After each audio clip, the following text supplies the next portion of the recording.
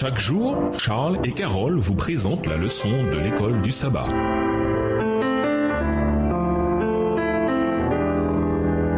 Bienvenue dans votre émission. Dieu nous parle. Nous voilà à la leçon 13. L'amour de Dieu triomphe. Étude de la semaine, Apocalypse 22, les versets 11 et 12, Jérémie 30, les versets 5 à 7, Psaume 91, les versets 1 à 11, Jérémie 25, le verset 33, Apocalypse 21, le verset 2 et Apocalypse 20, les versets 11 à 15. Verset à mémoriser. J'entendis du trône une voix forte qui disait: La demeure de Dieu est avec les humains. Il aura sa demeure avec eux. Ils seront ses peuples. Et lui-même, qui est Dieu avec eux, sera leur Dieu. Il essuiera toute larme de leurs yeux. La mort ne sera plus. Et il n'y aura plus ni deuil, ni cri, ni douleur, car les premières choses ont disparu. Apocalypse 21, les versets 3 et 4. Nous pouvons affronter l'avenir le cœur rempli d'espérance, bien que des temps difficiles soient devant nous, quelle que soit la souffrance, les épreuves ou les chagrins que nous devrons traverser. Si nous avons l'espérance en des jours meilleurs, nous pouvons vivre chaque jour avec joie et détermination. Franklin Roosevelt fut président des États-Unis de 1933 à 1945, l'une des périodes les plus difficiles de l'histoire du pays. Il était paralysé par la polio et incapable de marcher sans aide.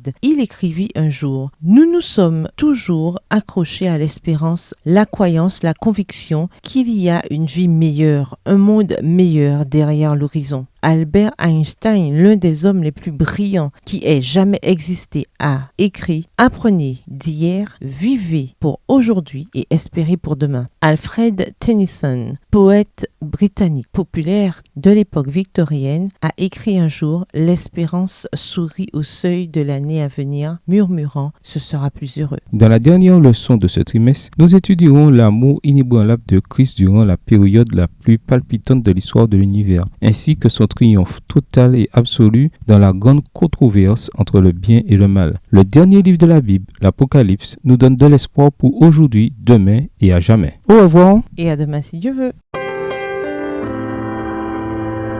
Dieu nous parle. Chaque jour, Charles et Carole vous présentent la leçon de l'école du sabbat.